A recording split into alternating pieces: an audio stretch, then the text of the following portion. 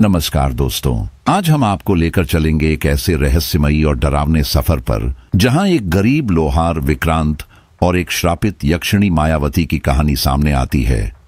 ये कहानी है प्रेम, साहस, बलिदान और भय का संगम, जहां अंधकार और रहस्य हर कदम पर आपके दिल की धड़कन बढ़ा देंगे। क्या विक्रांत मायावती को मुक्त कर पाएगा? क्या प्रेम और बलिदान की ताकत किसी भी भयानक श्राप को हर सकती है? अगर आप इस खौफनाक और रहस्यमयी कहानी का अनुभव करना चाहते हैं तो वीडियो को लाइक करें, अपने विचार कमेंट में जरूर साझा करें और चैनल राज की बात को सब्सक्राइब करें। अपने दोस्तों और परिवार के साथ शेयर करें ताकि वे भी इस डरावनी और रहस्यमयी दुनिया का अनुभव कर सकें। घने जंगलों और ऊबड़ खाबड़ पहाड़ियों के बीच बसा था एक गांव, भैरवगढ़। बाहर की दुनिया से लगभग कटा हुआ यह गांव दिन में तो सामान्य लगता था, लेकिन रात उतरते ही इसका चेहरा बदल जाता। सन्नाटे के बीच अजीब आवाजें गूंजती, कहीं दूर से जैसे किसी औरत का गाना सुनाई देता, मधुर मगर अस्वाभाविक। लोग कहते थे कि जिसने भी उस आवाज को सुना वह कभी पहले जैसा नहीं रहा। कभी अचानक कोई पशु मृत पाया जाता तो कभी कोई आदमी रहस्यमय तरीके से गुम हो जाता। गांव के लोग मानते थे कि यहाँ कोई प्राचीन श्राप मंडरा रहा है। गांव के हर चेहरे पर डर और अंधविश्वास की छाया थी। शाम ढलते ही औरतें अपने बच्चों को सीने से चिपकाकर बैठ जाती और बुजुर्ग कहानियां सुनाने लगते, यक्षिणियों की, आत्माओं की और उस औरत की जो रात के सन्नाटे में गाती थी। बच्चे सहमकर मां की गोद में घुस जाते और बड़े लोग नजरें चुराकर एक दूसरे की ओर देखने लगते। इस गांव में रहता था विक्रांत, एक गरीब मगर मेहनती लोहार। उसकी झोपड़ी गांव के किनारे थी, जहां दिन रात भट्टी की आग जलती और लोहे की चोटें गूंजती रहती। तपते अंगारों की लाल रोशनी में उसकी थकी हुई आंखें चमक उठती, आंखें जो साधारण मजदूर की नहीं लगती थीं। उनमें एक अजीब सी बेचैनी थी, जैसे वह किसी अनकहे सच की तलाश में हो। मां की सेवा करना, औजार बनाना और काम में डूबे रहना ही उसका जीवन था। लेकिन गांव वाले अक्सर उसे चेतावनी देते, विक्रांत, रात में देर तक मत जागा कर, वह औरत की आवाज तुझे भी बुला लेगी। विक्रांत बस हल्की मुस्कान देकर कह देता, भूत प्रेत कुछ नहीं होते, यह सब दिमाग का खेल है, हमें विज्ञान से सोचना चाहिए। बोलते तो वह यूं था, लेकिन भीतर से उतना कठोर नहीं था। कहीं न कहीं उसका दिल मानता था कि इस गांव में कुछ ऐसा जरूर है जिसे वह समझ नहीं पा रहा। एक शाम जब गांव वाले चौपाल पर बैठे थे तो फिर बात उसी रहस्यमय आवाज पर आकर अटक गई। धुएं से भरे आकाश के नीचे टिमटिमाती मशालों के बीच एक बुजुर्ग बोला, कल रात किसी ने फिर सुनी वही औरत की गाना गाती हुई आवाज, इतनी मधुर कि कान जकड़ ले। पर सुबह होते ही खेत में बंधा बैल मरा पड़ा था। भीड़ में सन्नाटा छा गया। किसी और ने धीरे से कहा, 3 दिन पहले ही रामलाल का बेटा जंगल चला गया, अब तक वापस नहीं आया। औरतों ने अपने बच्चों को कसकर पकड़ लिया। बच्चे रोने लगे और औरतें उनके सिर सहलाते हुए आपस में फुसफुसाईं। पुरुषों के चेहरे पर चिंता और दहशत साफ झलक रही थी। विक्रांत, जो किनारे बैठा सब सुन रहा था, चुप रहा। बाहर से वह सबको मजबूत दिखाने की कोशिश करता, पर भीतर उसकी छाती में बेचैनी की लहरें उठ रही थीं। हर घटना पर उसका मन कहता, कोई तर्क होगा, कोई वजह होगी, लेकिन कहीं गहराई में एक ठंडी परछाई उसके दिल को छू रही थी, मानो अंधेरे ने उसके कानों में फुसफुसाकर कहा हो, सच वही नहीं होता जो आंखें देखती हैं विक्रांत, असली सच अभी सामने आना बाकी है। उस रात चांद पूरा था। उसकी दूधिया रोशनी जंगल की पगडंडियों को ऐसे चमका रही थी जैसे किसी ने चांदी बिछा दी हो। विक्रांत अपनी छोटी सी भट्टी में देर रात तक लोहे पर हथौड़ा चला रहा था। आग की लपटें उठती, फुफकारती और फिर बुझ जाती। हथौड़े की ठक ठक पूरे अंधेरे में गूंज रही थी। फिर अचानक कुछ बदला। हथौड़े की गूंज के बीच उसके कानों में एक आवाज पड़ी, इतनी अनोखी, इतनी अजीब कि उसका दिल एक पल को रुक गया। वो एक औरत का गाना था। सुर इतने मधुर और मोहक कि जैसे किसी ने उसकी रूह को पकड़ लिया हो। हर स्वर मानो उसकी धड़कनों की लय में घुल रहा था, उसे खींच रहा था। विक्रांत का हाथ थम गया। हथौड़ा उसकी पकड़ से ढीला होकर जमीन पर गिर पड़ा। कौन? उसने खुद से बुदबुदाया, कानों को चौकन्ना कर लिया। आवाज साफ थी, जंगल की तरफ से आ रही थी। उसने भट्टी की आग धीमी की और बाहर निकलकर आसमान की ओर देखा। हवा में हल्की धुंध तैर रही थी। चांदनी में जंगल की काली परछाइयां कांपती सी लग रही थीं। अचानक उसके सीने में अजीब सा दबाव महसूस हुआ, जैसे किसी की निगाहें उस पर टिकी हों। उसका गला सूख गया। उसने घबराकर अपने पसीने से भीगे हाथ से माथा पोंछा और सावधानी से दरवाजे तक आया। हवा अचानक बहुत ठंडी हो गई। पत्तों की सरसराहट और उस गाने की तान मिलकर ऐसा असर डाल रहे थे कि उसकी रीढ़ में सिहरन दौड़ गई। और तभी उसे दिखी बस एक झलक। पेड़ों की परछाइयों और धुंध की तहों के बीच एक चेहरा उभरा। वो चेहरा इतना सुंदर कि उसकी सांसें अटक गईं। लाल होंठ जैसे ताजे खून से सने हों, बाल लंबे और रेशमी, चांदनी में चमकते हुए। पर आंखें, उन आंखों में प्रेम नहीं बल्कि कोई अनकहा भय था, मानो उनमें जीवन भी था और मृत्यु भी। मुस्कान में मिठास थी पर साथ ही विनाश की आहट भी। विक्रांत का दिल थम गया। यक्षिणी, उसके होंठ कांपे। गांव की पुरानी कथाएं उसके दिमाग में तैर उठी। वही नाम, मायावती। बस एक पल के लिए वह दिखी और फिर गायब हो गई। लेकिन उसका एहसास विक्रांत की सांसों में, उसकी त्वचा पर, उसकी धड़कनों में बस गया। वो आंखें, वो गीत, वो परछाई, सब मिलकर उसकी रूह पर छा गए। वह समझ ही नहीं पा रहा था ये सपना था या सच्चाई। लेकिन उसके भीतर कहीं गहराई में उसने महसूस कर लिया, उसकी जिंदगी अब कभी पहले जैसी नहीं रहेगी। भैरवगढ़ का वह इलाका, जंगल की गहराइयां और गांव की पुरानी कथाएं अब उसके जीवन का नया अध्याय बनने जा रही थीं। एक ऐसा अध्याय जिसमें रहस्य, डर, मोहब्बत और मौत साथ साथ चलने वाले थे। उस रात के बाद से विक्रांत बदलने लगा। दिन में भट्टी पर हथौड़ा चलाता, पर आंखों के सामने बार बार वही चेहरा तैर उठता।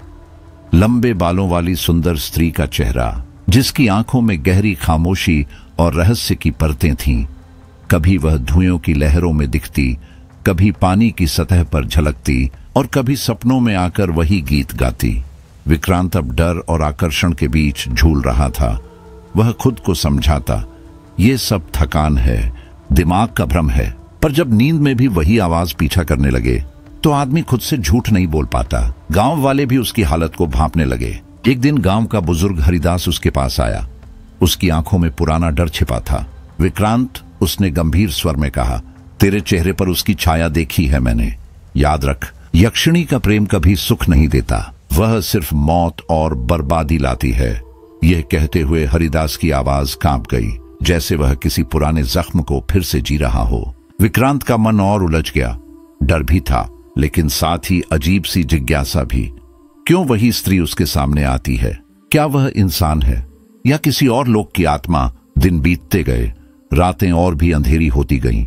फिर आई वह रात जब रहस्य ने खुद को छुपाना बंद कर दिया। हवा में सन्नाटा था, चांद बादलों के पीछे छिपा हुआ। विक्रांत अपनी झोपड़ी में अकेला बैठा था कि अचानक कमरे का तापमान गिरने लगा। उसकी सांसें धुंध में बदल गईं। धीरे धीरे उसने सिर उठाया और देखा, वह खड़ी थी, मायावती। उसकी उपस्थिति मानो पूरे कमरे को भर रही थी। उसके चारों ओर हल्की सी चमक थी, जैसे चांदनी की धूल उसकी देह पर छिड़की हो। उसकी आंखें गहरी और सम्मोहक थीं। उनमें डूबते ही इंसान अपनी सुध खो दे। होंठ लाल, पर उन पर जमी मुस्कान में दर्द छिपा था। उसने विक्रांत की ओर देखा। उसकी आवाज धीमी, ठंडी हवा जैसी थी, मीठी भी और हड्डियां कंपा देने वाली भी। विक्रांत, उसने कहा, तुम ही मेरी मदद कर सकते हो। उसकी आवाज में इतना दर्द था कि विक्रांत का दिल कांप उठा। वह स्तब्ध खड़ा रह गया। कमरे में सिर्फ उसकी धड़कनों की आवाज गूंज रही थी। डर उसके सीने से चिपका हुआ था, जैसे किसी ने सांसें जकड़ ली हों। लेकिन उस खौफ के पीछे कहीं एक अजीब सी खिंचाव भी था, जिसे वह समझ नहीं पा रहा था। होंठ सूख कर फटने लगे। उसने मुश्किल से हिम्मत जुटाई और फुसफुसाते हुए कहा, तुम कौन हो? मायावती की आंखों में अचानक एक चमक कौंधी। उसने गहरी सांस खींची, जैसे सदियों से किसी उत्तर का इंतजार कर रही हो। उसकी आवाज धीमी थी, लेकिन हर शब्द में ऐसी ठंडक थी कि हवा जम सी गई। मैं श्रापित हूं, सदियों से इस जंगल में बंधी हूं। मेरे पास सब कुछ था, सौंदर्य, शक्ति, अमृता, लेकिन विश्वासघात ने मुझे कैद कर दिया। मेरा श्राप सिर्फ एक प्राचीन तलवार से टूट सकता है। तलवार जो अब नष्ट हो चुकी है, उसे फिर से गढ़ना होगा। और यह काम सिर्फ तुम कर सकते हो। विक्रांत का दिल जैसे सीने से बाहर छलांग लगाने लगा। सांसें टूट टूट कर चल रही थीं। वह लोहार था, हाँ, लेकिन क्या वह सचमुच किसी श्रापित आत्मा के लिए तलवार गढ़ सकता था? भीतर सवालों का तूफान था। इधर गांव वाले उसकी हर हरकत पर नजर रखने लगे। किसी ने उसे देर रात अकेले जंगल की ओर जाते देखा था।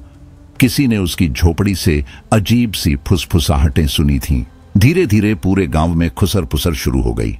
विक्रांत अब यक्षिणी के वश में है। वो भी अब गांव के लिए खतरा बन जाएगा। औरतें अपने दरवाजे बंद कर लेती जब वह पास से गुजरता। बच्चे उसके साए से डरने लगे, पर विक्रांत को अब इन सब की परवाह नहीं थी। मायावती उसके जीवन में रहस्य बनकर उतर चुकी थी। उसकी आंखों में विक्रांत को एक साथ भय भी दिखता और एक अदृश्य मोहब्बत भी। जब मायावती ने फिर कहा, उसकी आवाज ठंडी लेकिन मोहक थी, अगर तुम तलवार नहीं गढ़ोगे तो मैं कभी मुक्त नहीं हो पाऊंगी। विक्रांत को लगा उसकी आत्मा उसी आवाज की कैदी बन गई है। गांव का डर बढ़ता गया और विक्रांत की जिंदगी अब उस एक वादे पर टिक चुकी थी, तलवार गढ़ने का वादा। वही तलवार जो न केवल मायावती का श्राप तोड़ेगी बल्कि भैरवगढ़ के इतिहास का सबसे गहरा रहस्य भी उजागर करेगी।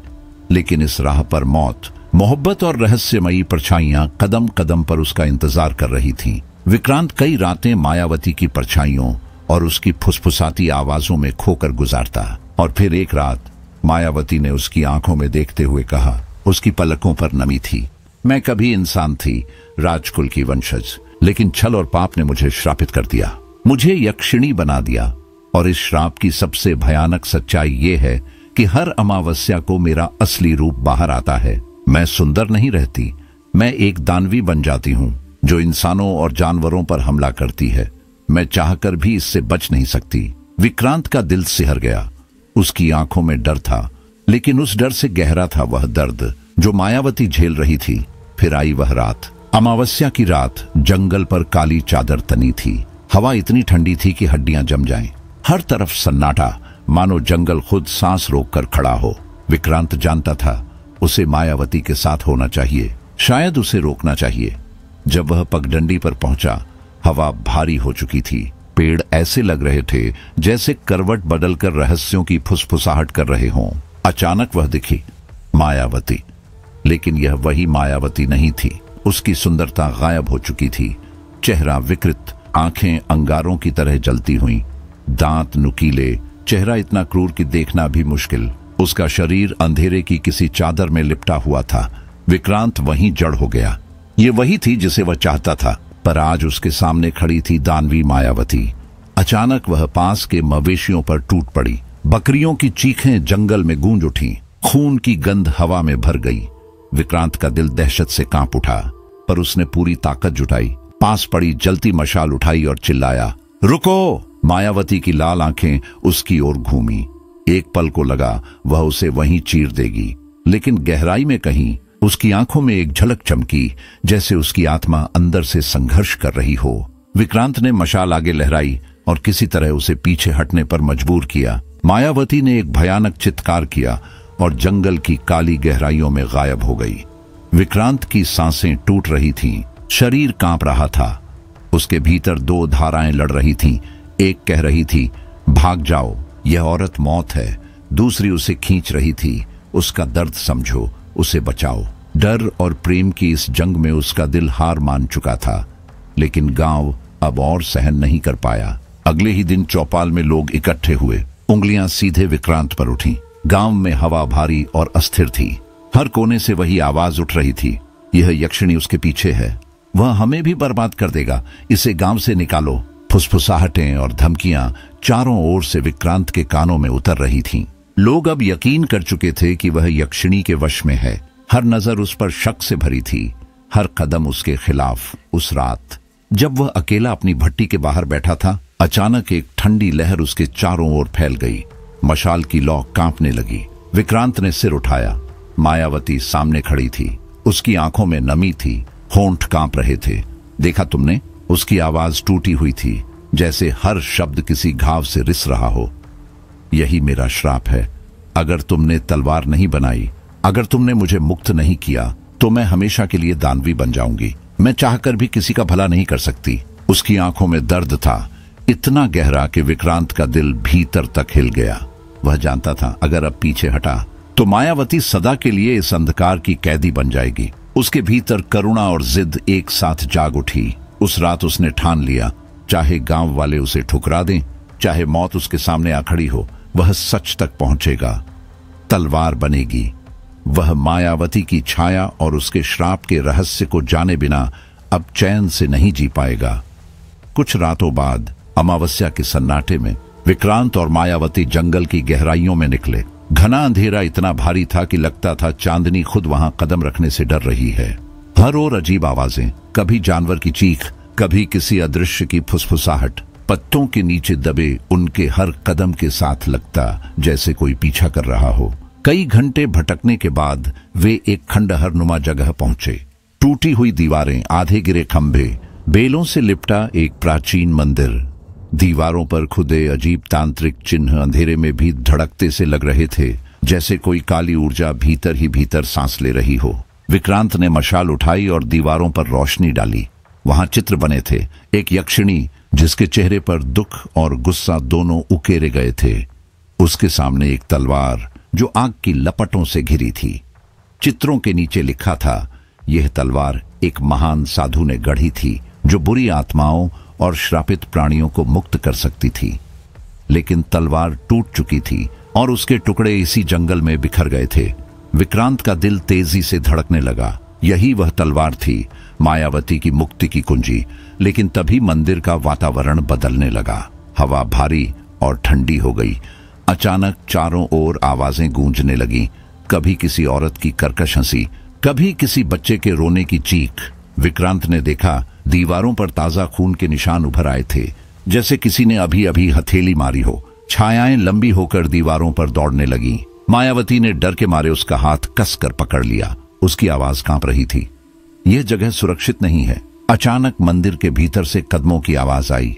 अंधेरे से एक बूढ़ा निकला, झुका हुआ शरीर, आंखों पर पट्टी बंधी हुई। उसकी उपस्थिति इतनी रहस्यमय थी कि हवा और भारी हो गई। वह धीमी आवाज में बोला, तुम तलवार की तलाश में आए हो, है ना? जान लो, इसे गढ़ना आसान नहीं। इस तलवार को अग्नि और लोहे से नहीं, खून की आहुति से जन्म लेना होगा। विक्रांत सन्न रह गया। उसकी नजर मायावती की ओर घूमी। उसकी सांसें तेज हो गई थीं, चेहरा सफेद पड़ चुका था। पुजारी की आवाज गूंजी, तलवार बनेगी तो श्राप टूटेगा, लेकिन इसकी कीमत खून है। तुम्हारा खून या किसी प्रिय का? नहीं विक्रांत। मायावती अचानक पीछे हट गई। उसकी आंखें भय से चौड़ी हो गई थीं। यह रास्ता मत अपनाओ। तुम्हें अंदाजा नहीं है कि इस राह में कितनी मौतें छिपी हैं। यह मंदिर, ये चिन्ह, ये पुजारी, सब श्राप के हिस्से हैं। मैं नहीं चाहती तुम भी इस अंधकार में डूब जाओ। उसके स्वर में भय भी था और प्यार भी, जैसे वह विक्रांत को खोने से डर रही हो। लेकिन विक्रांत अब अपनी जगह से हिलने वाला नहीं था। उसकी आंखों में अडिग जिद जल रही थी। वह मंदिर के गर्भगृह की ओर बढ़ा। तभी हवा अचानक बदल गई। मशाल की लौ कांपकर छोटी हो गई। दीवारें जैसे किसी अदृश्य शक्ति से हिलने लगीं। अगले ही पल अंधेरे से कई भयानक प्राणी बाहर निकले। उनके चेहरे विकृत थे, आंखें बिना पुतलियों की, दांत लंबे और धारदार। उनके शरीर धुएं से बने लगते थे। उनकी चीखें इतनी भयानक थीं कि मंदिर की छत से धूल झड़ने लगी। वे पंजे फैलाकर विक्रांत की ओर झपटे। मायावती चीख उठी, विक्रांत पीछे हटो। विक्रांत ने मशाल इतनी कसकर पकड़ ली कि उसकी उंगलियां सफेद पड़ गईं। लपटें हवा में डोल रही थीं और वह सीधे सामने खड़ा हो गया। उसे अचानक साफ समझ आ गया, यह लड़ाई सिर्फ उन भूतिया प्राणियों से नहीं थी, बल्कि उस अभिशाप से थी जिसने मायावती को निगल लिया था और अब धीरे धीरे उसी को भी अपनी गिरफ्त में ले रहा था। मंदिर की काली दीवारों के बीच, चीखते कराहते सायों के बीच उसकी असली परीक्षा शुरू हो चुकी थी। उस रात का भयावह मंजर विक्रांत और मायावती की आत्मा तक हिला गया। किसी तरह दोनों भाग निकले। उनके कदम लड़खड़ा रहे थे, सांसें टूटी टूटी सी थीं और पीछे से आती परछाइयों की आवाजें उन्हें अब भी पीछा करती महसूस हो रही थीं। जंगल में दौड़ते हुए सूखी शाखाएं उनके पैरों में उलझती और टकराते हुए पेड़ों की अजीब कराह उनके कानों में गूंजती रही। आखिरकार दोनों एक सुनसान गुफा तक पहुंचे। बाहर हवा होक रही थी, जैसे किसी अनजानी प्राणी की चीख रात में घुल रही हो। गुफा के भीतर सिर्फ मशाल की कांपती लौ थी जो अंधेरे को चीरने की नाकाम कोशिश कर रही थी। उस हल्की रोशनी में उनके टूटे हुए, थके और डरे चेहरे किसी अधूरी परछाई जैसे दिख रहे थे। डर अब भी मंडरा रहा था, पर उसी डर के बीच उनके बीच कुछ अनकहा जन्म लेने लगा। उनकी सांसें करीब आने लगीं और हर धड़कन जैसे कोई छुपी हुई कहानी सुना रही थी। ठंडी पत्थरों पर बैठी मायावती की आंखों में गहरी उदासी तैर रही थी। उसके होंठ कांप रहे थे, जैसे भीतर दबे शब्द बाहर आने की जद्दोजहद कर रहे हों। लंबे समय से उसने अपना सच किसी से साझा नहीं किया था, लेकिन आज इस आदमी के सामने उसे पहली बार विश्वास महसूस हुआ। उसकी आवाज टूटी हुई थी। विक्रांत, मैं हमेशा से यह रूप नहीं थी। मैं भी इंसानों की तरह हंसती थी, सपने देखती थी, मुझे प्रेम मिला था, लेकिन मेरे वंश ने पाप किया। शक्ति की भूख ने हमें श्राप दिलाया, मुझे यक्षिणी बना दिया गया, और जब भी अमावस्या आती है मैं खुद को रोक नहीं पाती। मेरा यह रूप मुझे राक्षसी बना देता है। मैंने अपने प्रियजनों को खो दिया, अपना जीवन खो दिया, और अब सिर्फ यह अंधकार बचा है। उसकी आंखों से आंसू बह निकले। मशाल की लौ में वे आंसू ऐसे चमके जैसे किसी टूटी आत्मा का टुकड़ा। विक्रांत चुपचाप सुनता रहा। उसके भीतर कुछ टूट गया। मायावती अब सिर्फ एक यक्षिणी नहीं रही थी, वह एक औरत थी जो सदियों से अपने ही अतीत की आग में जल रही थी। वह धीरे धीरे उसके पास आया और उसकी कांपती हथेलियां पकड़ लीं। उस पल न डर बचा था न अंधेरा, सिर्फ दो आत्माएं थीं जो एक दूसरे के घाव महसूस कर रही थीं। गुफा की दीवारें मौन थीं और मौन के बीच जैसे किसी अनदेखी मोहब्बत की आहट सुनाई देने लगी। लेकिन यह सुकून ज्यादा देर नहीं टिक सका। अचानक गुफा के बाहर से एक रहस्यमयी गाना गूंज उठा, धीमा, मोहक और असहज रूप से डरावना। विक्रांत का दिल जोर से धड़क उठा। उसने देखा मायावती का चेहरा धीरे धीरे बदलने लगा। उसकी आंखें गहरी काली होकर लाल चमक उठी। होंठों पर विकृत दानवी हंसी फैल गई। उसकी देह अनियंत्रित कांपने लगी। विक्रांत ने पहली बार इतनी नजदीक से उसका भयावह रूप देखा। सुंदर मायावती गायब हो चुकी थी। उसके सामने अब एक खूंखार राक्षसी चेहरा था। उसकी सांसें जानवर की तरह गरज रही थीं और दीवारों पर उसकी परछाई विकृत होकर भयानक आकृति ले रही थी। विक्रांत का दिल धक धक कर कांप रहा था, पर उसने अपने कदम पीछे नहीं खींचे। वह जानता था यह मायावती की आत्मा नहीं, यह श्राप है। उसने कसकर उसका हाथ थाम लिया और कांपती मगर दृढ़ आवाज में बोला, डरो मत, मैं तुम्हें खोने नहीं दूंगा। चाहे यह श्राप कितना भी गहरा क्यों न हो, चाहे अंधकार कितना भी भयावह क्यों न लगे, मैं तुम्हें मुक्त करूंगा। उसकी आवाज में डर नहीं था, बल्कि अडिग विश्वास था। मायावती की लाल आंखों में एक पल को नरमी तैर गई, जैसे भीतर दबा उसका इंसानी रूप उस वादे को सुन रहा हो। गुफा के बाहर गाना अब भी गूंज रहा था। अंधेरा और भारी होता जा रहा था, लेकिन भीतर मशाल की लौ और विक्रांत के वादे ने एक नई कहानी जन्म ले ली थी। अब यह सिर्फ एक आदमी और एक यक्षिणी की कहानी नहीं थी, यह प्रेम और भय के टकराव की कहानी बन चुकी थी। विक्रांत जानता था आगे का रास्ता रहस्यों और मौत से भरा होगा, पर अब उसके कदम पीछे मुड़ने वाले नहीं थे। उसने मन ही मन ठान लिया था, वह मायावती को श्राप से मुक्त करेगा, चाहे इसके लिए अपनी जान ही क्यों न देनी पड़े। जब वह भयावह रात काटकर गांव लौटा तो भैरवगढ़ के लोग उसे ऐसे घूर रहे थे जैसे वह कोई अजनबी हो।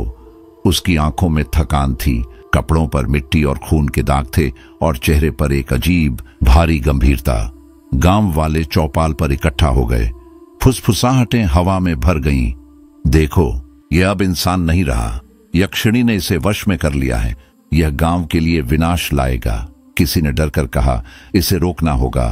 तभी बुजुर्ग हरिदास की कड़क आवाज गूंजी, सबको चीरती हुई, विक्रांत सुन ले, मायावती कोई प्रेमिका नहीं, वह दानवी है। वह तुझसे केवल अपना श्राप तोड़वाना चाहती है, और जब उसका काम पूरा हो जाएगा वह तुझे निगल जाएगी।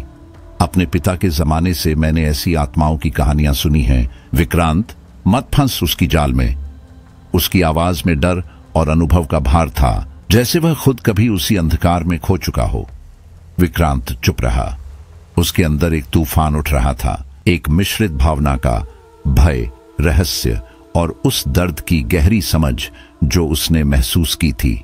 घर लौटकर जब उसने मां के सामने कदम रखा तो उसने देखा कि उसकी आंखों में डर और चिंता नाच रहे थे। बेटा, मैं तुम्हें खोना नहीं चाहती। उसकी मां ने कांपते हाथों से उसका चेहरा थामते हुए फुसफुसाया। उसकी आवाज टूट रही थी। तेरे पिता पहले ही हमसे छीन गए, अब तू भी उस यक्षिणी के चक्कर में मत पड़। वह औरत तुझे नष्ट कर देगी। विक्रांत की आंखों में आंसू भर आए। उसने मां का हाथ पकड़कर धीरे से कहा, मां, वह दानवी नहीं है, वह श्रापित है और उसका दर्द मैंने देखा है। अगर मैं उसे मुक्त ना कर पाया तो मैं खुद को कभी माफ नहीं करूंगा। चाहे दुनिया कुछ भी कहे, मैं उसके साथ खड़ा रहूंगा। उसकी आवाज में ऐसी दृढ़ता और सच्चाई थी कि मां रोते रोते भी खामोश हो गई। लेकिन गांव वाले अब और सख्त हो चुके थे। उन्होंने विक्रांत को जंगल और मंदिर की ओर जाने से रोकना शुरू कर दिया। कुछ जवानों ने तो उसके घर के बाहर पहरा भी दे दिया। हर ओर डर और शक का माहौल था। पर विक्रांत के लिए यह सब बाधाएं मायने नहीं रखती थीं, क्योंकि रात होते ही मायावती उससे छुपकर मिलने आती। अंधेरे की चादर में जब वह उसके सामने खड़ी होती तो विक्रांत का दिल हर दर्द और डर भूल जाता। उस अकेलेपन और तिरस्कार के बीच मायावती ही उसका सहारा बन गई।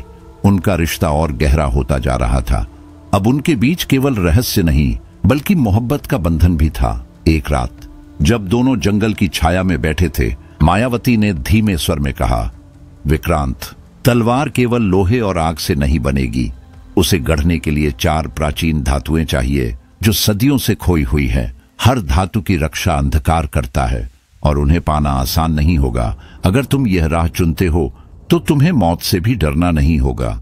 उसकी आंखों में भय था, जैसे वह विक्रांत को इस कठिनाई से बचाना चाहती हो। लेकिन विक्रांत ने उसकी आंखों में गहराई से देखा और गंभीर स्वर में कहा, मायावती, चाहे मेरी जान क्यों न चली जाए, मैं उन 4 धातुओं को ढूंढ कर लाऊंगा। मैं तुझे इस श्राप से मुक्त करूंगा, यह मेरी कसम है। उसकी आवाज गुफा की दीवारों से टकराकर गूंज उठी, जैसे अंधकार भी सुन रहा हो। लेकिन गांव वाले अब बिल्कुल असहिष्णु हो चुके थे। उन्होंने एक सभा बुलाकर निर्णय लिया, विक्रांत अब हमारे गांव का हिस्सा नहीं है। उसने यक्षिणी को चुना है, वह हमारे लिए अपशगुन है। उसे निर्वासित कर दो। अगले दिन जब सूरज उगा, गांव के दरवाजे पर भीड़ जमा थी। लोगों ने विक्रांत को घेर लिया। पत्थर और गालियां बरस रही थीं। उसकी मां चीख चीख कर लोगों से दया की भीख मांगती रही, लेकिन किसी ने उसकी नहीं सुनी। अंततः गांव वालों ने विक्रांत को बाहर धकेल दिया और पीछे दरवाजे बंद कर दिए। विक्रांत अकेला खड़ा था। उसके चेहरे पर हार नहीं थी। उसने पीछे मुड़कर देखा। गांव में अब उसके लिए कोई जगह नहीं थी। फिर उसने कदम आगे बढ़ा दिए, अकेला, निर्वासित, लेकिन अपने वादे और अपने प्रेम के साथ। जंगल की गहराइयां उन्हें और भीतर खींचती चली गईं। ऊंचे पेड़ जिनकी शाखाएं आसमान को छूती लगती थीं, चारों ओर घना धुंध और जमीन पर जंगली लताएं। ऐसा लग रहा था जैसे यह जंगल केवल मृत आत्माओं और रहस्यों के लिए बना हो। कई दिनों की थकान के बाद वे एक जगह पहुंचे। हवा अचानक भारी और सड़ी हुई लग रही थी। सामने एक शापित झील फैली थी। पानी काला था, सतह पर सफेद हड्डियां तैर रही थीं और बदबू इतनी तीखी कि सांस लेना मुश्किल हो रहा था। कभी कभी झील के भीतर से बुलबुले उठते और साथ ही टूटी फूटी चीखें कानों में गूंजती। मायावती की आंखें डर से फैल गईं। उसने धीमे स्वर में कहा, विक्रांत, यही वह जगह है। पहली धातु यहीं छुपी है, लेकिन सावधान रहो। इस झील में सोई हुई आत्माएं हैं। अगर उन्हें जगा दिया तो वे तुझे कभी वापस नहीं जाने देंगी। विक्रांत ने उसकी ओर देखा। उसकी आंखों में हिम्मत की जिद चमक रही थी। अगर यही रास्ता है तो मुझे इसे पार करना ही होगा, उसने कहा और धीरे धीरे झील के ठंडे पानी में कदम रखा। जैसे ही उसका पैर पानी को छुआ, उसके भीतर एक सिहरन दौड़ गई, जैसे पानी में किसी ने उसकी रूह को छू लिया हो। पानी अब सिर्फ पानी नहीं रह गया था। यह एक जीवित, सांस लेने वाला भय बन चुका था। सड़ांध, खून और अनगिनत चीखों की गूंज इसमें घुली हुई थी। हर कदम पर विक्रांत को ऐसा महसूस हो रहा था कि कोई अदृश्य हाथ उसके पैरों को पकड़ने की कोशिश कर रहा है। खिंचाव और प्रतिरोध का एक असहनीय मिश्रण। उसकी हृदय धड़कन तेज थी। फेफड़े हवा के लिए लड़ रहे थे, लेकिन वह हार नहीं मान रहा था। किनारे पर खड़ी मायावती ने दांत कसते हुए उसकी ओर देखा। उसकी आंखों में डर और चिंता के साथ साथ कुछ और, एक गहरी, अनकही उम्मीद की झलक भी थी। अचानक झील के बीचों बीच लहरें उठीं और पानी से कंकाल बाहर निकल आए। उनकी आंखें खाली, जैसे अंदर से सब कुछ खो चुका हो, और जबड़े ऐसे हिल रहे थे जैसे भूख और प्राचीन क्रोध से भरे हों। हड्डियों से बने हाथ विक्रांत की ओर बढ़े, ठंडे, कठोर और अवरोध के रूप में। विक्रांत का दिल धड़कते हुए थकने लगा, लेकिन उसने गहरी सांस ली और आगे बढ़ता रहा। तभी चारों ओर खून की लाल धुंध फैल गई। पानी जैसे लहूलुहान हो गया हो और कंकालों की पकड़ में उसका शरीर कांप उठा। मशाल जिसे वह जलाए हुए था पानी में बुझ गई थी और चारों ओर सिर्फ अंधेरा और मृत्यु की नीरवता फैल गई थी। वह संघर्ष करता रहा, पैरों से पानी को धकेलता, हाथों से पकड़ तोड़ता। तभी झील के तल में एक झिलमिलाहट दिखाई दी। वह धातु का टुकड़ा था, प्राचीन तलवार का पहला हिस्सा। विक्रांत ने गहरी सांस ली, कंकालों की पकड़ तोड़ी और नीचे की ओर हाथ बढ़ाया। जैसे ही उसकी हथेली धातु से टकराई, एक झटके जैसी चीख उसके सीने से निकल पड़ी। धातु अंगारे जैसी जल रही थी। हथेली पर लाल जलता हुआ निशान उभर आया, लेकिन उसने हार नहीं मानी। उसने धातु कसकर पकड़ ली। कंकाल और भी उग्र हो गए, उनके हड्डियों भरे हाथ उसकी ओर खींचते, जैसे उसे हमेशा के लिए झील के गर्भ में कैद कर देना चाहते हों। मायावती ने चीखते हुए मंत्र पढ़ना शुरू किया। हवा कांप उठी, पानी में लहरें उठीं और उसी झटके में विक्रांत ऊपर की ओर धकेल दिया गया। वह किसी तरह धातु को सीने से लगाकर पानी से बाहर छलांग लगा सका। बाहर आते ही शरीर बेहोश सा झुक गया। निशान अब और गहरा हो चुका था, जलन पूरे शरीर में फैल रही थी। मायावती दौड़ी, विक्रांत के चेहरे को थामते हुए बोली, विक्रांत, तूने कर दिखाया, लेकिन यह निशान सिर्फ शुरुआत है। यह धातु तुझे धीरे धीरे कमजोर करेगी। हर टुकड़ा तेरे शरीर को तोड़ेगा। इस श्राप की जंजीरें कभी नहीं टूटेंगी। विक्रांत ने भारी सांस ली। दर्द और थकान के बावजूद उसकी आवाज में दृढ़ता थी। अगर यह कीमत है, मैं चुकाऊंगा। जब तक तेरे श्राप की जंजीरें नहीं टूटती, मैं पीछे नहीं हटूंगा। उसकी आंखों में कमजोरी थी, लेकिन दिल में लोहे जैसी हिम्मत। मायावती की आंखों से आंसू बह निकले। झील के पीछे अभी भी आत्माओं की चीखें गूंज रही थीं, लेकिन वे दोनों वहां से किसी तरह बच निकले।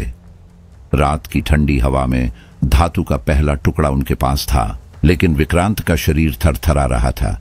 यह केवल पहला इम्तिहान था और उसके सामने अब भी 3 और भयावह धातु के टुकड़े थे, हर एक पिछले से भी खतरनाक। कुछ घंटों बाद घने जंगल के बीच से धीमी आवाजें सुनाई दी। विक्रांत ने देखा, एक वृद्ध व्यक्ति हाथ में त्रिशूल और माथे पर भस्म लगाए उनके सामने खड़ा था। यह कोई साधारण वृद्ध नहीं था, यह आचार्य वशिष्ठ, गांव का प्राचीन पुजारी था। उसकी आंखों में तेज चमक और आवाज में अदम्य शक्ति थी। पुत्र, उसने कहा, तू गलत राह पर चल रहा है। यह स्त्री, यह मायावती कोई पीड़ित आत्मा नहीं बल्कि दानवी है। यदि तूने इसे मुक्त किया तो धरती पर मृत्यु का अंधकार छा जाएगा। उसके शब्द हवा में मंत्र की तरह गूंजे। विक्रांत का दिल घबराया। क्या वह वाकई गलत कर रहा था? क्या मायावती की सुंदरता और दुख की कहानी बस छलावा थी? मायावती आगे बढ़ी। उसकी आंखों में दर्द और सच्चाई की चमक थी। उसकी आवाज कांप रही थी, लेकिन हर शब्द सच के जैसे गूंज रहे थे। विक्रांत, यही वही है जिसने मुझे श्रापित किया। जब मैंने निर्दोषों की रक्षा की, उसने अपने तांत्रिक मंत्रों से मुझे यक्षिणी बना दिया। यह चाहता है कि मैं हमेशा दानवी रूप में रहूं ताकि इसकी शक्ति अमर बनी रहे। दोनों की बातें विक्रांत के दिल को चीर रही थीं। एक ओर आचार्य, जो ज्ञान और अनुभव का प्रतीक था, दूसरी ओर मायावती, जिसकी आंखों में दर्द और सच्चाई थी। सच कौन कह रहा था? किस पर भरोसा करना चाहिए? दिन ढलते ढलते विक्रांत की उलझन और गहरी होती गई। उसका मन, दिल और आत्मा सब युद्ध कर रहे थे और वह जानता था कि यह सिर्फ शुरुआत थी। रात धीरे धीरे अपने चरम पर पहुंच रही थी और जंगल अब पहले से भी ज्यादा डरावना लग रहा था। पेड़ों की लंबी परछाइयां हवा में हिलती, मानो जीवित प्राणी हों, और हर कदम पर अजीब अनजानी आवाजें कान में गूंजने लगीं। विक्रांत की सांसें तेज हो रही थीं। तभी अचानक हवा कांपी और चारों ओर से जैसे हजारों फुसफुसाहटें और चीखें एक साथ उठ गईं। उसने देखा, दर्जनों प्रेत, काले, चेहरों रहित, खाली आंखों वाले राक्षसी रूप धीरे धीरे उसके चारों ओर इकट्ठा हो रहे थे। उनके कदमों की आवाज नहीं थी, लेकिन हर सांस में सड़ांध और मृत्यु की गंध घुली हुई थी।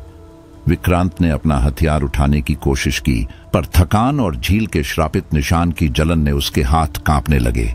तभी उसने महसूस किया उन प्रेतों पर कोई अदृश्य शक्ति काबू पा रही थी। उसकी नजरें फैल गईं। वह कोई और नहीं, आचार्य वशिष्ठ था। दूर खड़ा मंत्र पढ़ते हुए उसकी आंखों में एक दुष्ट आग जल रही थी और उसकी उपस्थिति हर पल भयावह होती जा रही थी। तभी एक चीख के साथ मायावती विक्रांत के सामने प्रकट हुई। यही असली गद्दार है, यह तुझे मेरे खिलाफ मोड़ना चाहता है। उसकी आवाज में डर और क्रोध दोनों झलक रहे थे। उसके हाथों से नीली आग की लपटें फूट रही थीं और उसने उन प्रेतों को रोकने की कोशिश की। जंगल अचानक रणभूमि में बदल गया। एक ओर तांत्रिक मंत्र और प्रेतों की दहशत, दूसरी ओर मायावती की अलौकिक शक्ति। विक्रांत जमीन पर गिरा हुआ था। उसकी सांसें भारी हो रही थीं, लेकिन उसकी आंखें सब देख रही थीं। मायावती अपने प्राणों की बाजी लगाकर उसे बचा रही थी। आचार्य वशिष्ठ का दुष्ट रूप हर पल और भयावह होता जा रहा था। अंततः मायावती ने पूरी ताकत से मंत्र पढ़ा और हाथों से एक तेज प्रकाश का गोला छोड़ा। वह गोला प्रेतों के बीच फटा और वे चीखते हुए राख बनकर हवा में उड़ गए। जंगल शांत हो गया, लेकिन आचार्य वशिष्ठ गायब था, मानो अंधकार में समा गया हो। विक्रांत कांपते हुए उठा। उसकी नजरें मायावती पर टिक गईं। उसके भीतर अब कोई संदेह नहीं रह गया था। अगर वह दानवी होती तो क्यों बचाती, क्यों अपनी शक्ति खर्च कर उसकी रक्षा करती। उसने गहरी आवाज में दृढ़ता के साथ कहा, अब मुझे समझ आ गया है, चाहे दुनिया कुछ भी कहे, मैं तुझ पर विश्वास करता हूं। मायावती की हथेली अभी भी जल रही थी, लेकिन उसके दिल में पहली बार एक अजीब सी शांति थी। उसने विक्रांत को थाम लिया। उसकी आंखों में आंसू चमक रहे थे, पर दूर घने अंधेरे में आचार्य की हंसी गूंज रही थी। जितना विश्वास गहरा होगा, धोखा उतना ही घातक साबित होगा। उस हंसी ने विक्रांत के भीतर एक और डर बो दिया, पर अब वह पीछे मुड़ने वाला नहीं था। झील के भयावह अनुभव के बाद विक्रांत और मायावती कई दिनों तक जंगल की अंधेरी पगडंडियों से गुजरते रहे। थकान, भूख और अनजान खतरे हर कदम पर उनका पीछा करते रहे, लेकिन उनके दिल में केवल एक ध्येय था, दूसरा धातु टुकड़ा ढूंढना। कई रातों के बाद वे एक पहाड़ी की तलहटी पर पहुंचे, जहां टूटी हुई दीवारें, जंगली बेलों से ढके गुंबद और समय से जर्जर स्तंभ खड़े थे। यह कोई साधारण जगह नहीं थी। यह एक प्राचीन खंडहर महल था, जिसकी कहानियां गांव के लोग बच्चों को डराने के लिए सुनाया करते थे। हवा ठंडी और सड़ी हुई थी। महल की ओर बढ़ते ही ऐसा लगा मानो अनगिनत अदृश्य आंखें उन्हें घूर रही हों। महल के भीतर कदम रखते ही दीवारों पर बने चित्र विक्रांत को कांपने पर मजबूर कर गए। हर चित्र रक्त और बलिदान से भरा हुआ था। यक्षिणी के श्राप की कथा, तांत्रिकों के अंधे अनुष्ठान और उन निर्दोषों की चीखें जिन्हें मौत के घाट उतारा गया। मायावती की आंखें उन चित्रों पर टिक गईं और उसका चेहरा दर्द से भर गया, मानो वह अपने अतीत को इन दीवारों पर फिर से जी रही हो। विक्रांत ने उसका हाथ थामकर आगे बढ़ाया। तभी गलियारों में अजीब सरसराहट गूंज उठी।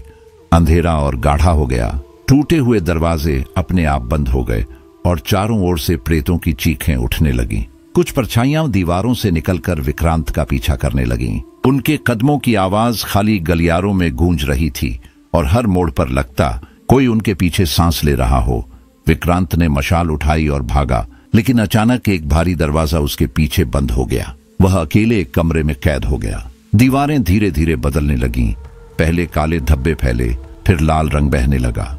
कुछ ही पलों में पूरी दीवारें खून से टपकने लगीं। फर्श पर लाल लहरें फैल गईं और उनमें से अस्थियां और हड्डियों के टुकड़े बाहर आने लगे। विक्रांत की सांसें तेज हो गईं। उसका दिल मानो सीने से बाहर निकलने वाला था। वह दरवाजा खोलने की कोशिश करता रहा, पर कोई राह नहीं थी। तभी खून से भीगी दीवार से काले हाथ निकले और उसे पकड़ने लगे। उसी समय एक गूंजदार गर्जना कमरे में गूंजी, मानो अंधकार खुद जीवित हो उठा हो।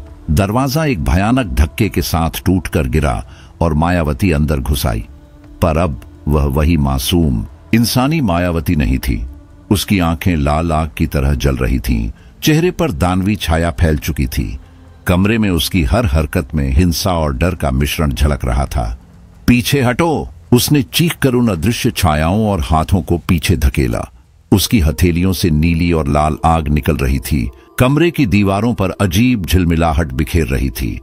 विक्रांत चौंक कर खड़ा रहा। दिल तेजी से धड़क रहा था और वह केवल देख सकता था कि मायावती अपने दानवी रूप में लड़ रही थी, सिर्फ उसे बचाने के लिए। पर यह लड़ाई आसान नहीं थी। एक अचानक हमला उसके कंधे पर गहरी चोट कर गया और उसकी शक्ति धीमे धीमे क्षीण होने लगी। विक्रांत की आंखें चारों ओर दौड़ रहीं। तब उसकी नजर कमरे के एक कोने में पड़ी। एक पुरानी धूल भरी मूर्ति। उसकी आंखों में एक धातु का टुकड़ा चमक रहा था। ये वही टुकड़ा था जिसकी उन्हें तलाश थी। उसने दौड़ लगाई और उसे झपट लिया। जैसे ही उसके हाथ ने उसे छुआ, महल की दीवारें कांप उठीं। प्रेतों की चीखें अचानक और ऊंची हो गईं, मानो यह धातु खुद मौत को बुला रही थी। विक्रांत ने एक गहरी सांस ली, अपनी सारी ताकत जुटाई और मायावती को अपनी ओर खींच लिया। किसी तरह दोनों उस शापित कमरे से बाहर निकले। बाहर आते ही मायावती जमीन पर गिर पड़ी। उसका चेहरा सफेद पड़ चुका था, सांसें कमजोर थीं। विक्रांत ने उसे अपने बाहों में भर लिया। हाथ कांप रहे थे, हृदय उछल रहा था। उसकी आंखों में अब सिर्फ डर या जिम्मेदारी नहीं, बल्कि गहरा प्रेम चमक रहा था। उसने धीरे से माथे को छूते हुए कहा, अब मुझे समझ आ गया है मायावती, मैं सिर्फ तेरी मुक्ति के लिए नहीं लड़ रहा, मैं तेरे लिए लड़ रहा हूं क्योंकि मैं तुझसे प्यार करता हूं। मायावती की आंखों से आंसू बह निकले। शरीर कमजोर था, पर मुस्कान में राहत साफ झलक रही थी। दूर खंडहर के टूटे गुंबदों के बीच हवा तेजी से बह रही थी, मानो अतीत की आत्माएं उनके प्रेम का मजाक उड़ा रही हों। लेकिन विक्रांत अब डर से परे था। उसके पास धातु का दूसरा टुकड़ा था और दिल में मायावती के लिए खुला हुआ प्रेम। अब उनका सफर सिर्फ श्राप तोड़ने का नहीं था, बल्कि अपने प्रेम की ताकत को मौत से भी बड़ी साबित करने का था। वे खंडहर से बाहर आए, सांसें गहरी खींचते हुए, और महसूस किया कि उनके बीच का रिश्ता पहले से कहीं ज्यादा मजबूत हो गया था। अब वे सिर्फ धातु और श्राप से बंधे नहीं थे, उनके दिल एक दूसरे से गहरे जुड़ चुके थे। जंगल की खामोश रातों में जब हवा पत्तों को हिलाकर फुसफुसाती, विक्रांत उसके पास बैठता और मायावती पहली बार पूरी तरह इंसानी रूप में मुस्कुराती। उसकी मुस्कान किसी लंबे अंधेरे के बाद पहली किरण की तरह थी। उसने धीमे स्वर में कहा, विक्रांत, अपने श्रापित जीवन में मैंने कभी इतना सुकून नहीं पाया जितना तेरे साथ महसूस करती हूँ। विक्रांत ने उसका हाथ कसकर थाम लिया।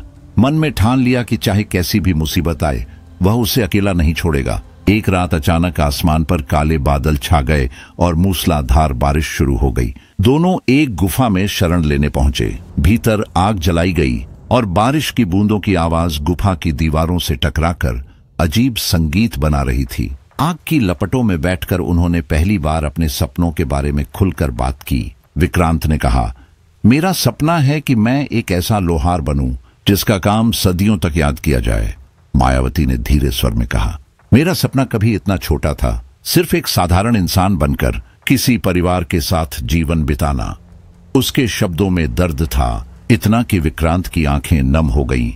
लेकिन शांति ज्यादा देर टिक नहीं पाई। अमावस्या की रात धीरे धीरे नजदीक आ रही थी। मायावती का चेहरा बदलने लगा, सांसें भारी हो गईं, आंखों की चमक लाल हो गई और त्वचा पर काले धब्बे फैलने लगे। उसका दानवी रूप धीरे धीरे हावी हो रहा था। गुफा में ठंडी हवाएं भर गईं, आग की लौ कांपने लगी, परछाइयां नाच उठीं। विक्रांत का दिल धड़क रहा था। वह देख रहा था वही मायावती, लेकिन अब उसका चेहरा राक्षसी था, तेज दांत और भयानक आंखें। फिर भी वह पीछे नहीं हटा। कांपते हाथों से उसने उसका हाथ पकड़ा और आंखों में देखा। उन भयानक लाल आंखों के भीतर अब भी दर्द और प्रेम चमक रहा था, जैसे इंसानियत अभी भी जिंदा थी। विक्रांत ने मजबूती से कहा, चाहे तेरा रूप कुछ भी हो, मैं तुझे छोड़ूंगा नहीं। तू मेरे लिए मायावती है और मैं तुझे ऐसे ही स्वीकार करता हूँ। उसके शब्द गुफा में गूंज उठे। मायावती चीख पड़ी, एक भयानक, रोंगटे खड़े करने वाली आवाज। लेकिन उस चीख के भीतर कहीं इंसानियत अभी भी रो रही थी। विक्रांत ने धीरे से उसका हाथ कसते हुए कहा, मैं हूं ना, मैं तुम्हारे साथ हूं। गुफा की अंधेरी दीवारों के बीच, बारिश की टपकती बूंदों और आग की हल्की रोशनी में वह दोनों खड़े थे, भय और प्रेम के बीच, मौत और जीवन के बीच, और एक दूसरे के लिए तैयार। उसके आंसू धीरे धीरे उसके चेहरे से बहकर गिरने लगे। और वह दृश्य इतना खौफनाक और साथ ही हृदयस्पर्शी था कि हवा तक मानो ठहर गई। विक्रांत ने झुककर उसे अपनी बाहों में भर लिया। उसकी बाहों की ताकत से कहीं अधिक मायावती को थामे रखा उसका दिल का विश्वास और सच्चाई। आंसू अब उसके सीने पर गिर रहे थे और पहली बार उसने हिचकिचाते हुए कहा, तुमने मेरे भीतर की इंसानियत बचा ली विक्रांत। तुमने मुझे फिर से जीना सिखाया। गुफा की आग अब शांत हो चुकी थी, लपटें स्थिर जल रही थीं। बाहर बारिश की बूंदें अभी भी धरती पर गिर रही थीं, मगर भीतर उस क्षण में ऐसा लग रहा था कि समय भी थम गया। प्रेम ने भय को हराया था। विक्रांत ने उसे और कसकर अपने पास खींचा।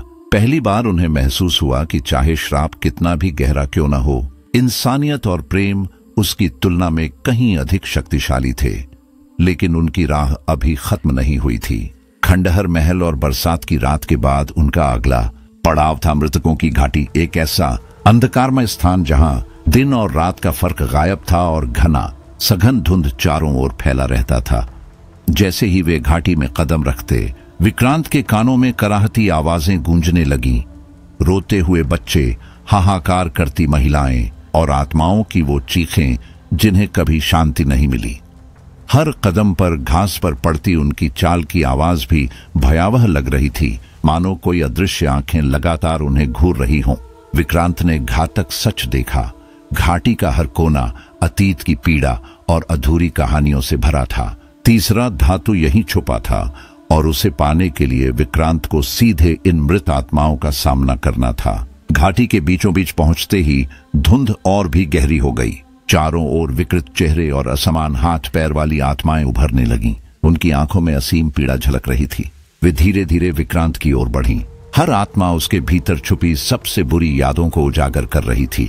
मां की मौत का डर, बचपन की असफलताएं, किए गए सारे गलत फैसले। हर एक आत्मा उसके दिल में डर और पछतावे की आग भड़काने लगी। उसकी सांसें तेज और अनियमित हो गईं। दिल मानो टूटने लगा। मृत शरीर उसके चारों ओर उभरने लगे। हाथ उसकी तरफ बढ़ रहे थे। उनका स्पर्श इतना ठंडा और दर्दनाक था कि उसे लगा जैसे उसकी आत्मा को ही खींच लिया जा रहा हो। विक्रांत ने खुद को संभालने की कोशिश की, लेकिन हर कदम पर नए हाथ उसे पकड़ रहे थे। धुंध और चीखें इतनी तीव्र थीं कि उसका मन टूटने लगा। उसकी आंखों के सामने मां की यादें जिंदा हो उठीं और वह खुद को पूरी तरह असहाय महसूस करने लगा। तभी मायावती सामने आई। उसका रूप पहले जैसा नहीं था। अब वह पूर्ण शक्ति में थी। उसकी आंखों से नीली आग निकल रही थी और उसने हाथ फैलाकर उन आत्माओं को पीछे धकेल दिया। घाटी की धुंध कुछ पल के लिए छंट गई और आत्माएं चिल्लाते हुए गायब हो गईं। विक्रांत ने उसे देखा, लेकिन डर और कमजोरी अभी भी उसके भीतर गहराई से मौजूद थे। वह झुक गया, सांसें थम गईं। मायावती ने उसे पास खींचते हुए कहा, विक्रांत, तू मजबूत है। यही तेरा साहस है जो तुम्हें आगे बढ़ाएगा। विक्रांत ने गहरी सांस ली और घाटी के सबसे अंधेरे कोने में पड़े तीसरे धातु की ओर बढ़ा। यह धातु एक छोटी मूर्ति के भीतर सुरक्षित थी। रास्ते में कई आत्माएं उसे रोकने लगीं। उसने आंखें बंद की, अंदर की शक्ति को महसूस किया और दौड़कर मूर्ति को छू लिया। जैसे ही उसने धातु अपने हाथ में लिया, घाटी में शांति फैल गई। लेकिन विक्रांत की आत्मा पर घाव बन चुके थे। हथेलियां कांप रही थीं, आंखों में दर्द और थकावट साफ झलक रही थी। मायावती ने उसकी पीड़ा महसूस की, उसके सिर पर हाथ रखा और धीरे कहा, तूने कर दिखाया। देख, मैं हमेशा तेरे साथ हूं। विक्रांत की आंखों में आंसू भर आए। पहली बार उसने पूरी तरह अपने डर और पीड़ा को स्वीकार किया। मायावती ने उसे धीरे से चूमा। यह चुंबन डर और प्रेम का मिश्रण था। विक्रांत की थकान, उसकी पीड़ा और मायावती का प्यार एक साथ बंध गए। घाटी की धुंध अब धीरे धीरे कम हो रही थी। विक्रांत ने महसूस किया कि भले ही तीसरा इम्तिहान उसके मन और आत्मा पर गहरे निशान छोड़ गया, मायावती का प्यार और साहस उसे फिर से जीने की ताकत दे रहा था। अपने हाथों में धातु थामे वह समझ गया कि अब केवल तीसरी चुनौती नहीं जीती गई, बल्कि प्रेम और पीड़ा का संगम भी उसके जीवन का हिस्सा बन चुका है। घाटी की मृत आत्माएं पीछे रह गईं, लेकिन उनके डर और रहस्य की यादें हमेशा उसके भीतर गूंजती रहेंगी। तीसरे इम्तिहान की भयावह रात और मृतकों की घाटी में हुई पीड़ा के बाद विक्रांत और मायावती अब जंगल की अंधेरी राहों पर आगे बढ़ रहे थे, तैयार नई और भी भयानक चुनौतियों का सामना करने के लिए। तभी घने पेड़ों के बीच से अचानक वही गांव का आचार्य वशिष्ठ प्रकट हुआ। उसकी उपस्थिति ही वातावरण में बिजली की तरह फैल गई। आंखों में पहले से भी अधिक तीव्र आग जल रही थी और उसके कदमों में एक ऐसी शक्ति झलक रही थी जिसे महसूस किए बिना रहना नामुमकिन था। उसने कड़क आवाज में कहा, विक्रांत, तुम्हें धोखा दिया जा रहा है। यह मायावती यह केवल तुम्हारे विश्वास के साथ खेल रही है।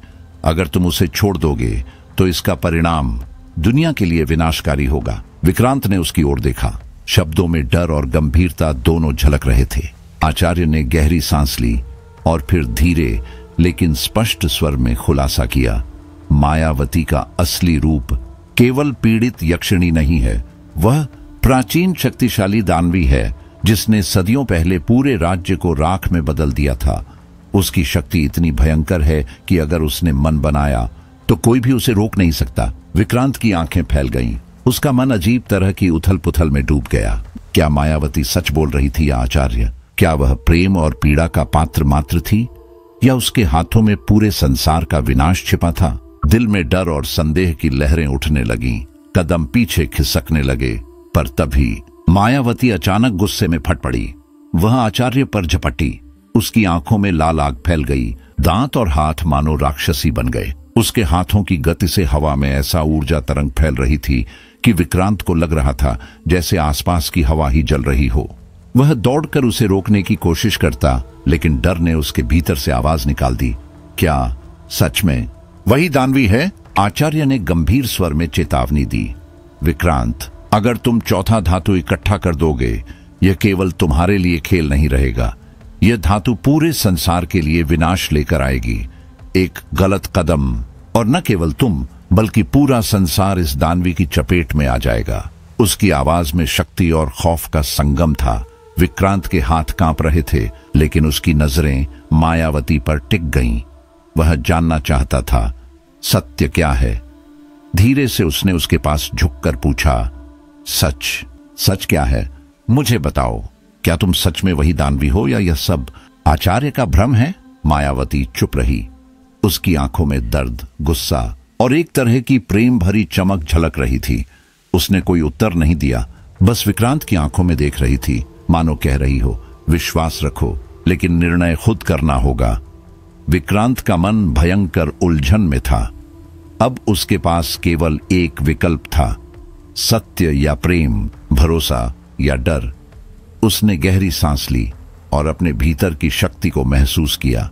दिल ने कहा, चाहे मायावती का असली स्वरूप कुछ भी हो, चाहे वह कितना भी भयावह क्यों न दिखे, अब पीछे हटना संभव नहीं। चौथा धातु अंतिम इम्तिहान था और वह जानता था कि यह रास्ता मौत, रहस्य और डर से भरा होगा, लेकिन उद्देश्य स्पष्ट था, मायावती को मुक्त करना, भले ही सत्य कितना ही भयावह क्यों न हो।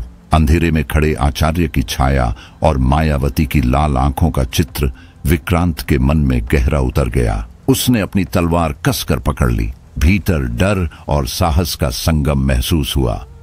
उसने ठान लिया, चाहे सामने कितने भी रहस्य और धोखे क्यों न हो, चाहे परिणाम मौत या विनाश क्यों न हो, वह चौथा धातु खोजकर अपना वचन पूरा करेगा। जंगल की गहरी अंधेरी राहों से गुजरते हुए वे एक खुले मैदान में पहुंचे।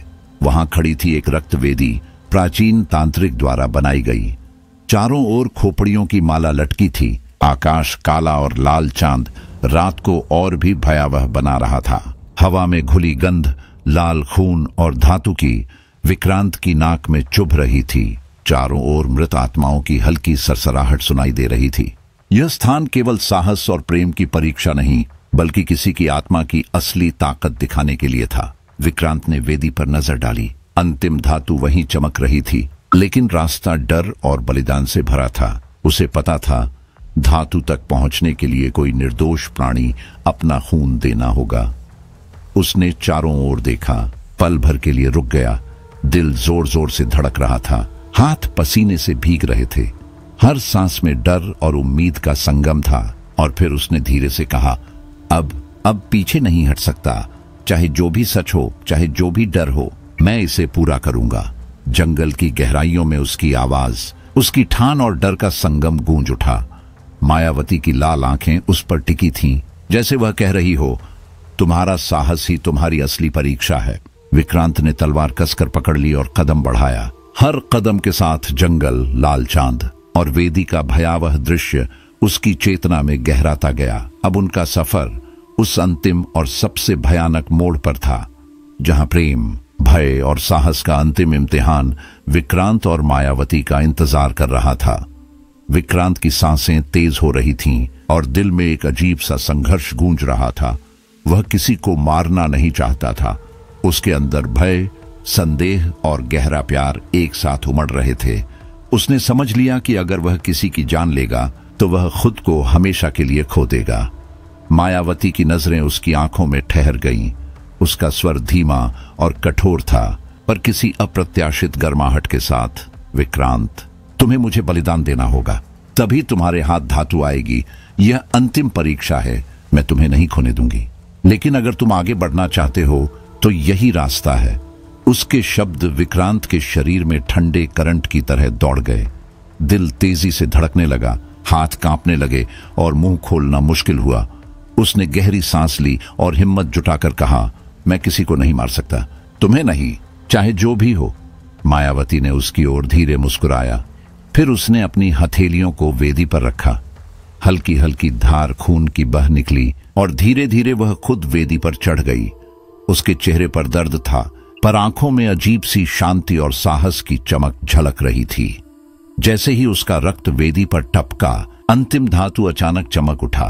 लाल और नीली आभा फैल गई और उसकी चमक ने पूरे मैदान को उजागर कर दिया। विक्रांत दौड़ा, लेकिन देखते ही समझ गया कि मायावती गंभीर रूप से घायल हो गई है। उसका शरीर खून से लथपथ था, सांसें मुश्किल से चल रही थीं। विक्रांत दौड़कर उसे अपनी बाहों में उठा लिया। उसकी आंखों में आंसू थे, आवाज कांप रही थी। उसने धीमे से कहा, मायावती, अब मैं कभी तुम्हें अकेला नहीं छोड़ूंगा। चाहे कितनी भी भयानक परीक्षाएं आएं, चाहे दुनिया मुझे डराए, मैं हमेशा तुम्हारे साथ रहूंगा। दिल दर्द, भय और प्रेम से भर गया था, पर पहली बार उसे महसूस हुआ कि प्यार और साहस मिलकर किसी भी भयानक शक्ति को मात दे सकते हैं। मायावती ने कमजोर आवाज में कहा, तुमने कर दिखाया विक्रांत। तुमने मेरा विश्वास और मेरा जीवन दोनों बचाए। यह धातु अब हमारे हाथों में है और मेरा श्राप टूटने की ओर है। विक्रांत ने उसे कसकर अपने सीने से लगाया। लाल चांद की हल्की रोशनी और ऊपर से बरसती बूंदों में उनकी परछाइयां एक हो गईं। यह पल प्रेम, साहस और बलिदान का संगम था। उसने समझ लिया कि चाहे कितने भी रहस्य हों, चाहे कितनी भी शक्तियां हों, वह कभी मायावती को अकेला नहीं छोड़ने वाला। खून की वेदी, लाल चांद और अंतिम धातु केवल उनके साहस और प्रेम का प्रमाण थे। विक्रांत ने उसे अपनी बाहों में थामे रखा और पहली बार महसूस किया कि डर और भय के बीच भी सच्चा प्रेम विजय हो सकता है। अंतिम रक्तवेदी और चौथे धातु के बाद विक्रांत अब तैयार था। उसने चारों धातुओं को मिलाकर प्राचीन तलवार बनाई। यह तलवार केवल लोहे और धातु का मिश्रण नहीं थी, यह उनके साहस, प्रेम और बलिदान की शक्ति से बनी थी। जैसे ही तलवार पूरी हुई, मंदिर के भीतर हवा घुलने लगी, दीवारों से फुसफुसाहटें उठीं और जमीन के भीतर से भयानक शक्ति जागृत हुई। प्राचीन तांत्रिकों और श्रापित प्रेतों की आत्माएं चीखती हुई प्रकट हुईं। तभी आचार्य वशिष्ठ प्रकट हुए। उनकी आंखों में गहरी दुष्टता और शक्ति चमक रही थी। उन्होंने कहा, अब तुम्हारा अंतिम परीक्षण शुरू होता है।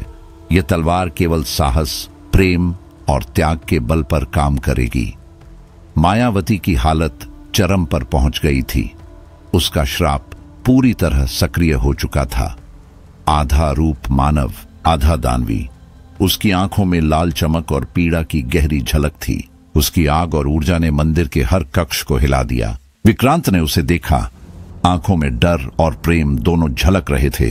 वे जानते थे कि यह अंतिम क्षण है और केवल साहस और सच्चा प्रेम ही उन्हें बचा सकता है।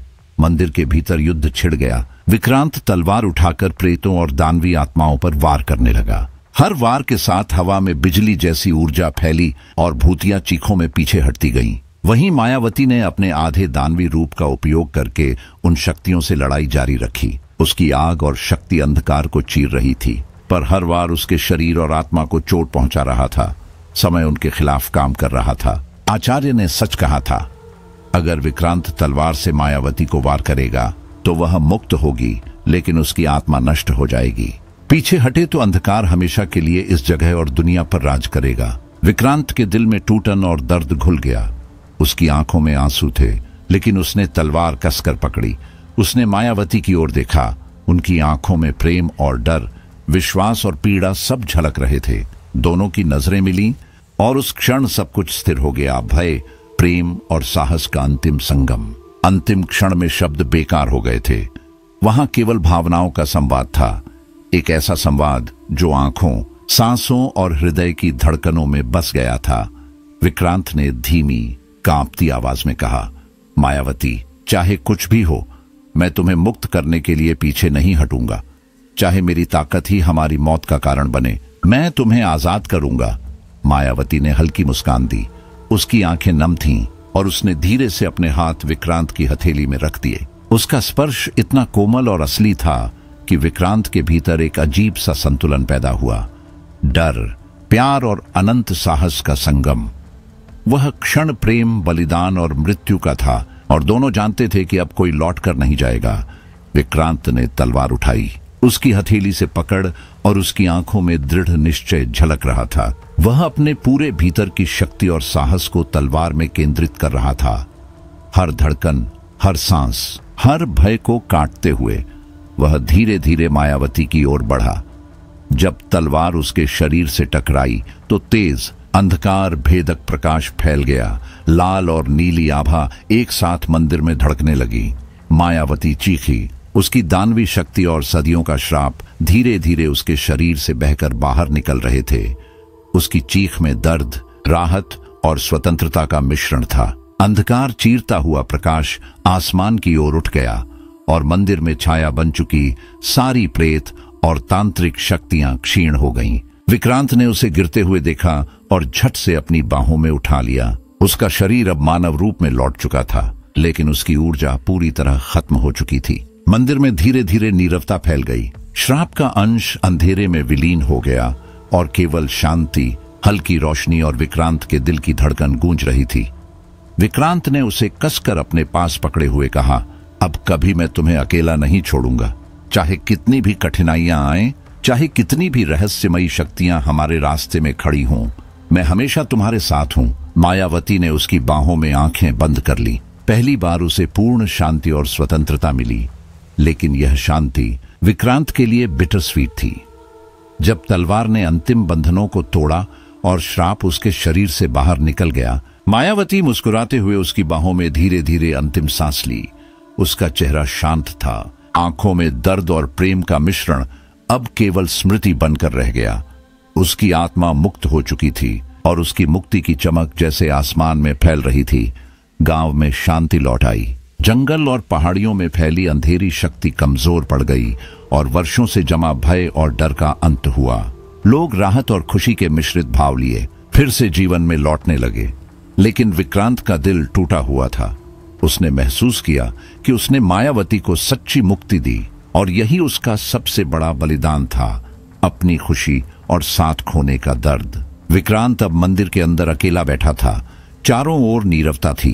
केवल तलवार उसकी बाहों के पास चुपचाप चमक रही थी। उसकी आंखों में आंसू थे और दिल में पीड़ा, पर आत्मा को संतोष भी मिला। तभी अचानक जंगल की दिशा से वही रहस्यमयी गाना फिर सुनाई दिया। आवाज इतनी धीमी और नाजुक थी और साथ ही इतनी डरावनी कि विक्रांत के पूरे शरीर में सिहरन दौड़ गई। उसने चारों ओर झांक कर देखा, केवल हिलती शाखाएं, हवा में कान्हा फूंक जैसी आवाज और अंधेरा। विक्रांत के मन में सवाल उठ गया, क्या मायावती सचमुच मुक्त हो गई थी या उसकी आत्मा किसी नई शक्ति में लौट आई थी? उसकी आंखों में डर और जिज्ञासा का मिश्रण था। गाना धीरे धीरे मंदिर तक पहुंच रहा था, जैसे कोई दृश्य, कोई रहस्य अभी भी उसके सामने प्रकट होना चाहता हो। विक्रांत ने तलवार की ओर झुकते हुए महसूस किया कि उसकी चमक केवल धातु की नहीं रही, बल्कि इसमें पिछले सभी संघर्ष, प्रेम और पीड़ा की यादें बस गई थीं। मंदिर के भीतर छाया और प्रकाश का खेल जारी था। कुछ दीवारें लाल आभा में झिलमिला रही थीं और कुछ कोने अंधकार में ढके हुए थे। विक्रांत जान गया, यह खत्म नहीं हुआ। तलवार, युद्ध और बलिदान केवल एक चरण थे। प्रेम और श्राप की कहानी अब समाप्त नहीं हुई थी। यह एक नई शुरुआत का संकेत दे रही थी। उसने तलवार कसकर पकड़ ली और अपने भीतर की शक्ति महसूस की। दुख और सुकून, डर और साहस, प्रेम और बलिदान सभी मिलकर एक अदृश्य धारा बना रहे थे। गाना अब और भी स्पष्ट सुनाई दे रहा था। विक्रांत ने समझा कि यह केवल आवाज नहीं, बल्कि मायावती की आत्मा की एक झलक थी, या शायद कोई नई शक्ति जो अब उसकी जिंदगी में प्रवेश कर रही थी। उसका दिल थम सा गया और वह गहरी सोच में डूब गया, समझते हुए कि हर मुक्ति एक नया सवाल जन्म देती है और हर रहस्य कभी पूरी तरह खत्म नहीं होता। मंदिर की चुप्पी और बाहर जंगल की सरसराहट में विक्रांत ने एक अजीब, शांत लेकिन भारी एहसास महसूस किया कि प्रेम और श्राप, जीवन और मृत्यु, सत्य और रहस्य सभी अंतहीन हैं। उसने अपनी तलवार की ओर देखा, जो अब केवल एक हथियार नहीं रह गई थी। यह उसके साहस, पीड़ा और प्रेम की गवाही बन गई थी। उसकी हथेली में तलवार का ठंडा, धात्विक स्पर्श उसे याद दिला रहा था कि चाहे अंधकार कितना भी घना हो, चाहे रहस्य कितने भी गहरे हों, उसे आगे बढ़ना ही होगा। विक्रांत ने धीरे धीरे सांस ली और हल्की मुस्कान के साथ खुद को समझाया कि यह यात्रा खत्म नहीं हुई, यह केवल एक पड़ाव था। मंदिर के भीतर और बाहर जंगल में हर सरसराहट, हर परछाई, हर हवा का झोंका उसे यह बताने जैसा था कि कहानी यहीं नहीं थमती। वह खुद से सवाल करने लगा, क्या प्रेम और श्राप सच में समाप्त हो गए हैं, या यह केवल एक नई शुरुआत का संकेत है? क्या मायावती सच में मुक्त हो गई, या उसकी शक्ति अब किसी नई छायादार शक्ति में लौट आई? विक्रांत मंदिर में अकेला बैठा रहा। चारों ओर नीरवता थी, लेकिन कहीं न कहीं रहस्य की धीमी, कानों में घुलती आवाजें गूंजती रही, जैसे अंधकार और प्रकाश का खेल कभी पूरी तरह खत्म नहीं होने वाला। उसकी धड़कन और तलवार की हल्की चमक मिलकर उस अनसुलझे रहस्य की गवाही दे रही थीं। यह अंत और अनंत रहस्य था, एक ऐसा क्षण जहां प्यार, साहस और भय का संगम हमेशा जीवित रहेगा। विक्रांत की आंखों में थकान और पीड़ा थी, पर साथ ही एक अजीब सुकून भी था, यह जानकर कि उसने सच्चे प्रेम और बलिदान की परीक्षा पूरी की। यही थी लोहार और यक्षिणी की कहानी, एक ऐसा सफर जिसमें प्रेम, साहस, रहस्य और डर का गहरा संगम था। यह कहानी हमें यह दिखाती है कि सच्चा प्रेम और बलिदान किसी भी भयानक श्राप को चुनौती दे सकता है, और कभी-कभी अंतिम शांति के साथ भी नए रहस्य जन्म लेते हैं। जंगल की परछाइयों में आज भी रहस्य छुपा हो सकता है, और कौन जानता है कि अगली कहानी में कौन सा भयानक रहस्य आपका इंतजार कर रहा होगा। विक्रांत की तरह हमें भी इस अनसुलझे, रहस्यमयी और डरावने सफर में साहस और प्रेम का हाथ थामे रहना होगा।